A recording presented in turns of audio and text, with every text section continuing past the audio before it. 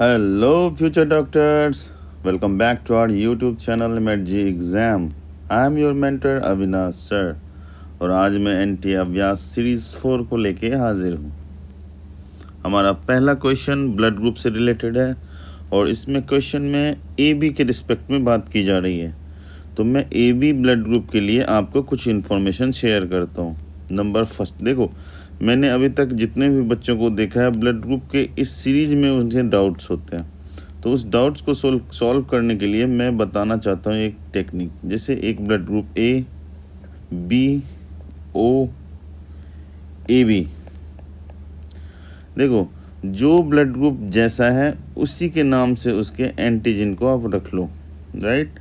अगर blood group A है तो इसका जो एंटीजन, यानी कि इसके पास A है, इसके पास इसका एंटीजन B है और एंटीबॉडी जो है इसका रिवर्स इसके पास डालो। इसके पास एंटीबॉडी B, इसके पास एंटीबॉडी A, ठीक है। और वैसे ये एंटीबॉडी यहाँ पे एंटीजन B मैंने बोला नाम के साथ, तो यहाँ पे 0, कोई एंटीबॉडी एंटीजन नहीं है। और A भी है तो बोथ A एंड B। फिर इसका रिवर्स कर लेना तो इसका ये एंटीबॉडी जो है वो 0 और ये दोनों इसमें एंटीबॉडी होंगे, राइट। तो क्वेश्चन है कि ब्लड ग्रुप AB हैज़, तो देखो ब्लड ग्रुप AB में क्या है, एंटीजन और एंटीबॉडी के रिस्पेक्ट में एंटीबॉडी है नहीं, 0 मीन्स नो एंटीबॉडी। क्लियर। देख लो अभी भी इतने के बाद भी इसके ऑप्शन में कंफ्यूजन हो जाती है जो टर्म है, इसलिए मैं बोल रहा हूँ। यानी कि जो नाम है उस नाम के साथ एंटीजन होगा और अगेंस्ट एंटीबॉडी होगा। अब जैसे इसका नाम A है तो एंटीजन A B, अब यहाँ नाम में कोई है ही नहीं तो इसलिए 0, A B तो दोनों A B। और एंटीबॉडी इसके रिवर्स में A का B, B का A और O है तो दोनों आ जाएगा A B, और A B है तो 0, तो एंटीबॉडी इसका 0 हो जाएगा। नेक्स्ट क्वेश्चन देखो, मेमोरी ग्लैंड से रिलेटेड क्वेश्चन है। तो मेमोरी ग्लैंड से रिलेटेड जो टर्म है उससे मैं बता दूं कि मेमोरी ग्लैंड जो एक है, एक ऑब्वियसली स्वेट ग्लैंड तो है ही। स्वेट ग्लैंड में ये एक एपोक्राइन ग्लैंड होता है। देखो जो डिफ्यूजन, जो मोड ऑफ डिफ्यूजन के बेसिस पे एपोक्राइन मेडोक्राइन होता है, तो ये एपोक्राइन स्वेट ग्लैंड्स हैं। तो स्वेट ग्लैंड ऑप्शन आपके ऑप्शन में आ जा रहे हैं, ठीक है। जो सेलेब्री ग्लैंड्स हैं ऑलरेडी ये आपके डाइजेस्टिव ग्लैंड्स हैं।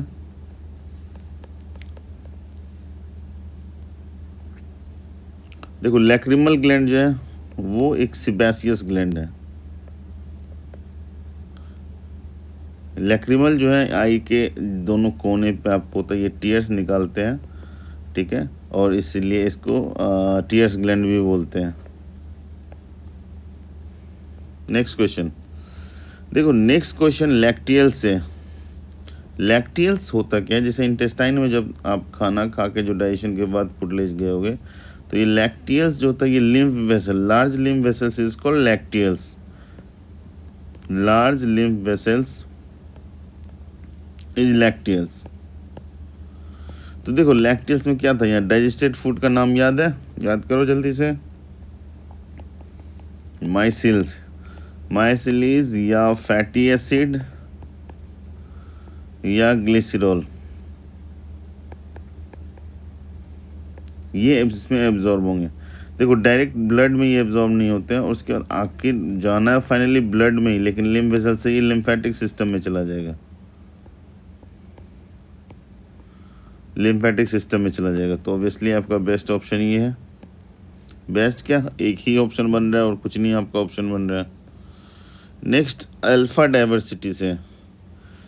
देखो ये हैं आप मेडिकल वाले सारे बंदे, ये मेडिकल, दूसरा हमने ले लिया इंजीनियरिंग वाले बंदे, और तीसरा हमने ले लिया यहाँ कॉमर्स वाले बंदे। तो देखो आपके अंदर में जो भी डाइवर्सिटी जो होगा, जो बातें की जाएगी खुद का सेल्फ, तो ये होगा अल्फ़ा। और अगर आपका ये इंटरेक्शन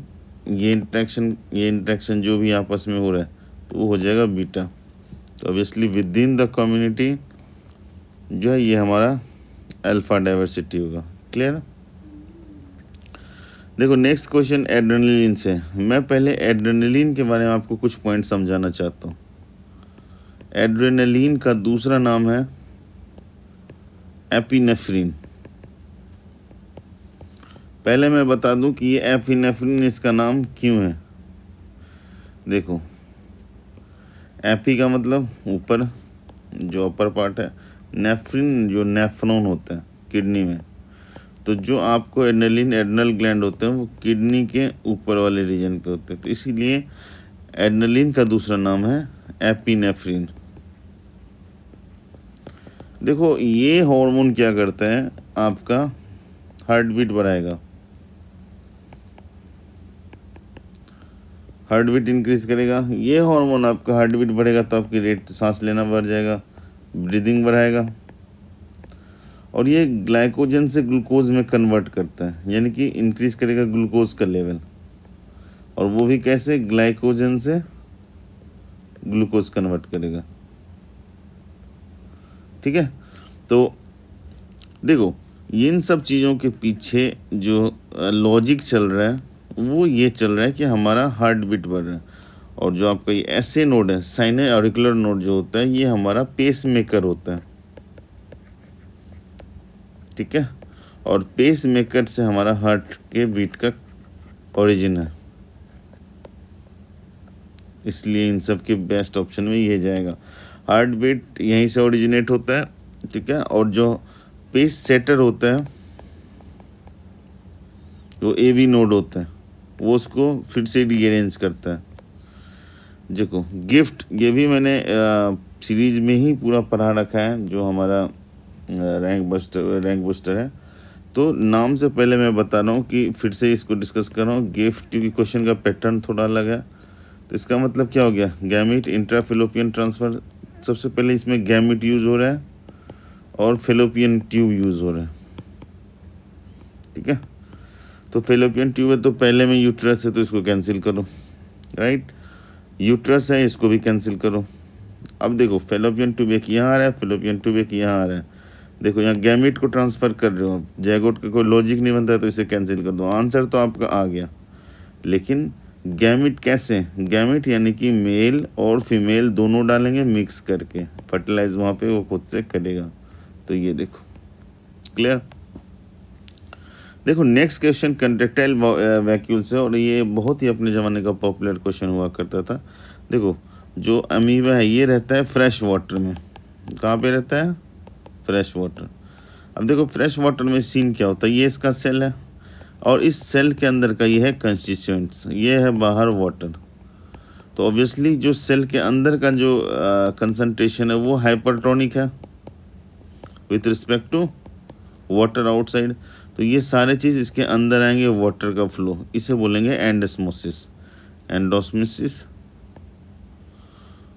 तो इससे बचने के लिए ये क्या करता है, अपना एक जो कॉन्ट्रैक्टाइल वैक्यूल क्रिएट करता है, जो एक्सेस ये पानी को एक्सपेल कर देता है।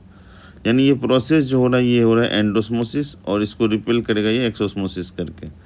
लेकिन अगर जब आप इसे एक फ्रेश वाटर से जो सॉल्टी वाटर में डाल दोगे, कहाँ दिया, देखो सॉल्ट वाटर में डाल दिया, तो ये सॉल्ट वाटर में ये चीज़ जाने से अब क्या हो जाएगा कि ये बाहर के साथ क्या हो जाएगा, आइसोटोनिक।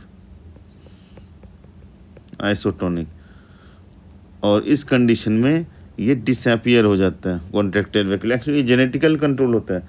और ये भी जान लो कि अगर दोबारा इसको आप फिर से अगर आप इस कंडीशन में लाते हो फ्रेश वाटर में, यानी यहाँ से आप फिर से फ्रेश वाटर में, तो फिर से आ जाएगा। ये भी क्वेश्चन याद रखना, पूछा हुआ था।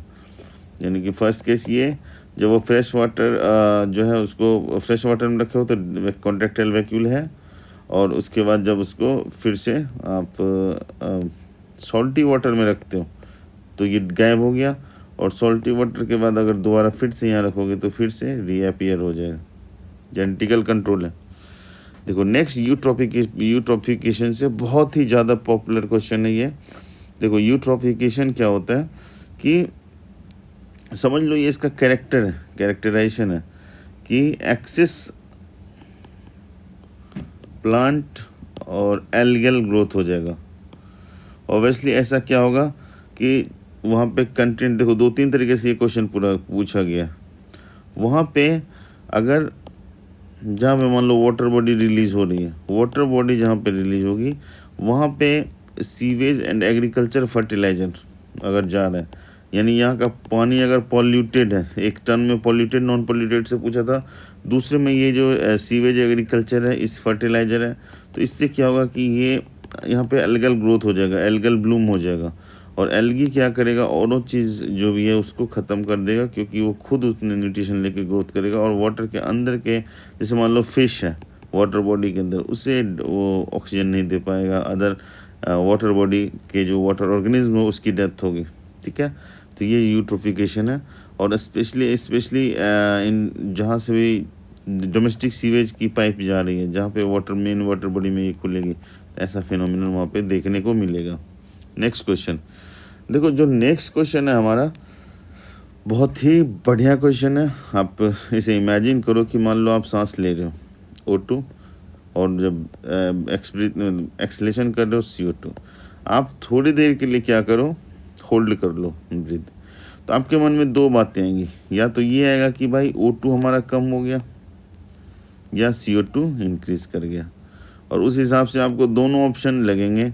लेकिन जो एक कैलकुलेशन है एक्सपेरिमेंटल, वो सिर्फ CO2 को देख के लिया जाता है कन्वेंशनली।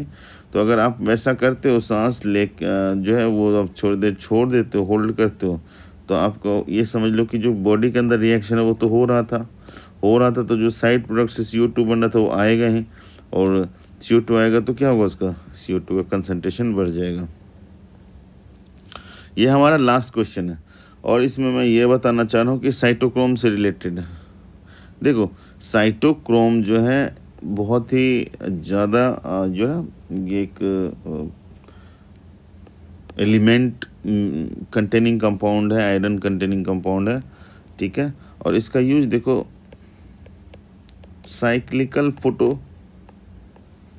फॉस्फोरिलेशन में करता है,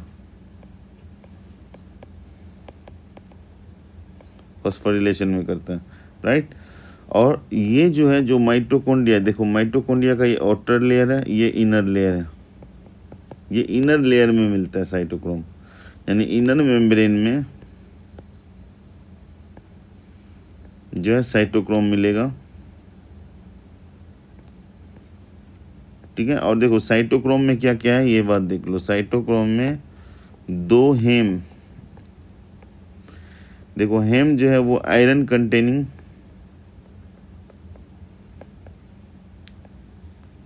कंपाउंड है, प्लस इसमें 3 कॉपर है। अगर ये ऑप्शन में कॉपर रहता तो भी बहुत कंफ्यूजिंग होता। और ये बता दूं, ये भी इसका डाइमर है। ठीक है, तो ये सेट सारे रहते, तो आयरन इसके हो गए, साइटोक्रोम ऑक्सीडेज के कंटेनिंग कंपाउंड में। बाकी और सब चीज़ का यहाँ से कोई लेना देना है नहीं, तो हमारा ये क्वेश्चन एलिमिनेट हो रहा है, राइट। अब देखो ऐसा है कि हमारा टाइम बहुत कम पेपर का है। ठीक है, और आप ये मान के चलो कि अब तो पेपर है, इसमें कुछ और डिले नहीं होंगी, वरना आपकी स्टडी को काफ़ी इफ़ेक्ट होगा। और अननेसेसरी अनवांटेड न्यूज़ जो कि आप चाहते हो एग्ज़ाम नहीं हो, कम हो नहीं हो, इन सब चक्करों में ना पड़ो, और इन सब चीज़ों में अपना टाइम वेस्ट ना करो, क्योंकि आप बहुत अच्छे से समझदार हो, बच्चे हो, आपको पता है कि ये सब चीज़ न्यूज़ क्यों आता है मार्केट में। ठीक है, तो आप इन सब चीज़ों को हटाओ, अपने टारगेट को फिक्स करो। वैसे भी एक बार आपको जुलाई में चांस मिला और नेक्स्ट सितंबर में चांस मिल रहा है, तो कहते हैं ना कि ये जो किस्मत है वो बहुत कम ऐसा टाइम होता है जब आपको आपके दस्तक देंगे, आपके दरवाजे पे खटखटाएगी। यही समझो कि आपको एक मौका मिला है, स्पेशली जो 12th वाले बच्चे थे जिनको बोर्ड के साथ टाइम नहीं मिल पा रहा था। इनफैक्ट मुझे उस ड्रॉपर्स की भी को भी इंक्लूड करना होगा, जिनको कहीं ना कहीं एक फियर फैक्टर था। देखो, एक जो टॉपर्स रेंज होते हैं, जो ग्रेड होते हैं, वो तो पहले से ही उनका माइंड सेट होता है, हर चीज़ सही होता है। लेकिन जो उसके बाद होते बच्चे हैं वो अच्छे होते हैं, पढ़ने में भी ठीक है, रिजल्ट भी अच्छा है, लेकिन फिर भी कॉन्फिडेंस लूज है। और उससे भी नीचे जो होते हैं, यानी कि एवरेज एंड बिलो एवरेज, उनके लिए एक बहुत अच्छा मौका है। और इन सब के पीछे क्या है, आपका वक्त। तो वक्त बड़ा अजीब होता है, इसके साथ चलो तो किस्मत बदल देता है, और ना चलो तो किस्मत को ही बदल देता है। तो मेरे भाई, मेरे दोस्त, हो जाओ अपने एक्टिव मोड में और लग जाओ, ठीक है। Link has been given in the description box and download the PDF also, अगर आपको ऐसा लगता है कि PDF या आपके नोट्स आपके लिए ज़रूरी है। और इसको देखो, उठते बैठते या ब्रेक लेते हो, वॉशरूम जाते हो आप 10 क्वेश्चन को देख के आओ, बना के आओ। लिटरली आप 150 क्या कहते हैं 45-90 क्वेश्चन के चक्कर में अपना वो टाइम ना वेस्ट करो। और इन सब को एक्स्ट्रा अलग से पढ़ो, इन सब चीज़ के लिए प्रॉपर पढ़ने के लिए भी अपना ये टाइम मत दो कि भाई इसको लेके ही मुझे पढ़ना है ना।